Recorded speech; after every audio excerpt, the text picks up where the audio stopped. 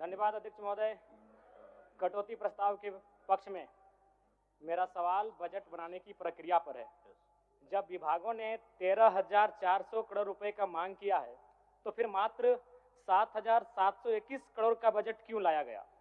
सबसे बड़ी बात, 8 महीना बीत जाने के बाद भी मात्र 42% राशि खर्च हो पाया है, तो फिर अनुपूरक बजट की आवश्यकता ही क्यों? और कहीं ऐसा सच तो नहीं कि सरकार का खजाना खाली है?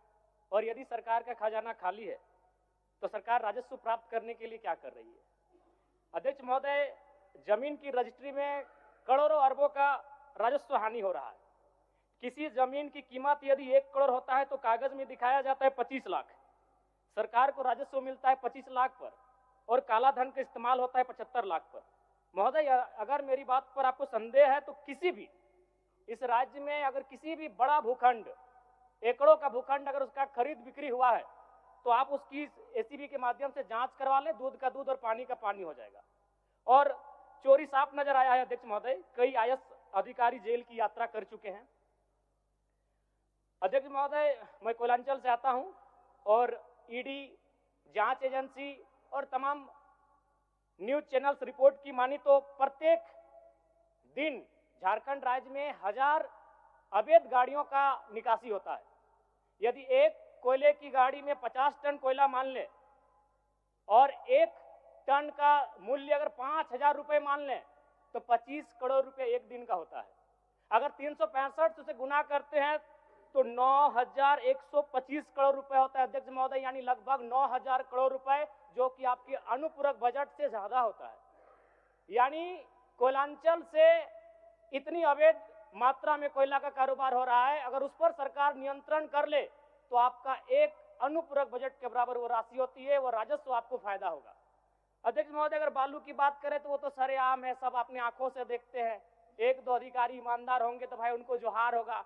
बाकी अगर कोई भी बालू ट्रैक्टर, विशेषकर ट्रैक्टर से बालू की ढुलाई होती है तो हमें लगता है एक बालू गाड़ी 3-4 थाना क्षेत्रों से पार होता है और कोई थाना प्रभारी ऐसा नहीं है जिसका मंथली पर महीने का इनकम 3 लाख से 5 लाख रुपए केवल अवैध बालू से हो रहा है।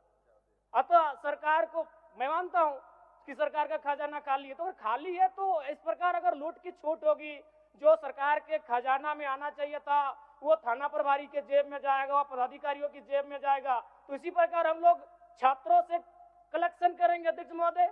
अब इसको भी झूठ मत कहिएगा, अखबार में दिया था कि जैक ने 35% 10th और इंटर का शुल्क बढ़ाया।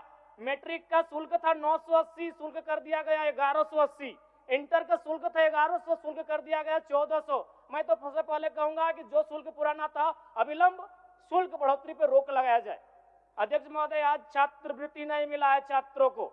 आज राज्य सरकार और केंद्र पक्ष वाले यानी विपक्ष वाले एक दूसरे पे दोषारोपण कर रहे हैं। इस दोषारोपण के बीच इस राज्य का भविष्य क्यों उलझेगा अध्यक्ष महोदय? आज 2 वर्षों से छात्रवृत्ति नहीं मिल पाई है, इसका निराकरण होना चाहिए। और बिल्कुल बड़े शर्म और दुर्भाग्य की बात है कि जिस राज्य का युवा, जिस राज्य का भविष्य स्कॉलरशिप नहीं मिलने से परेशान है, हताश है, उस राज्य के विधायक 4 करोड़ 32 लाख के आवास में रहेंगे। ये कितना बड़ा दुर्भाग्य की बात है। आज आंदोलनकारी लगातार अपनी आवाज को बुलंद कर रहे हैं, जिन्होंने अपने लहू से इस राज्य को सींचा, अपने खून से इस राज्य को बनाया। आज जो 3,500 का पेंशन प्राप्त कर रहे हैं और जिस राज्य के मंत्री 6 करोड़ के आवास में रहेंगे और उस राज्य के आंदोलनकारी सम्मान नहीं पाएंगे जिन्होंने लहू से राज्य बनाया है, यह अभी दुर्भाग्य का विषय। अध्यक्ष महोदय, चाहे मान्य सदस्य सबको एक्स्ट्रा टाइम मिला है, संक्षिप्त करिए आप। चलिए ठीक है।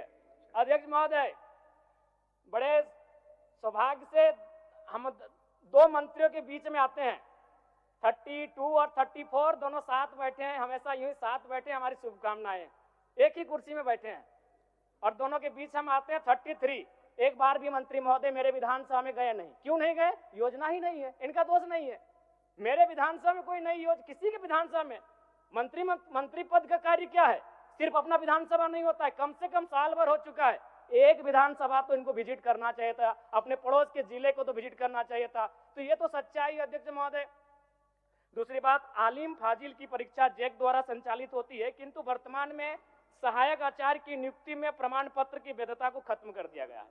और सबसे महत्वपूर्ण बात अध्यक्ष महोदय, जैसा कि अखबार के माध्यम से हम सभी ने पढ़ा कि विभाग सवालों का उत्तर नहीं दे रहा है। अध्यक्ष महोदय, शून्यकाल में कल रात्रि 12 बजे नीरा मैडम और मंगल कालिंदा का झगड़ा हो गया। एक दिन राजा साहब और हमारी गाड़ी का टक्कर हो जाता, इतना रफ्तार में आए, बोले कि राजा साहब को तो शून्यकाल डालने नहीं देंगे, इनसे पहले हम जाएंगे। अध्यक्ष महोदय, ये कोई मजाक नहीं कह रहे, 12 बजे रात को आते हैं शून्यकाल डालने के लिए और अफसर ने मजाक बना के रख दिया है, जवाब नहीं देंगे। ये सवाल जनता का है, जिस जनता के टैक्स से पैसे से ये सूट पहनते हैं, जिस जनता के टैक्स से पहनते से ये वोट पहनते हैं, कोट पहनते हैं, उस जनता का सवाल है और जनता का सवाल का उत्तर नहीं देते अफसर। जो ईमानदार है उनको यहां से जोहार है, लेकिन जिन्होंने अपनी जिम्मेदारी का निर्वहन नहीं किया है उन पर कार्रवाई करिए। अध्यक्ष महोदय, 12 बजे रात को हम लोग सवाल डालते हैं। चलिए माननीय सदस्य। अध्यक्ष महोदय, अंतिम में कंक्लूड कर रहे हैं।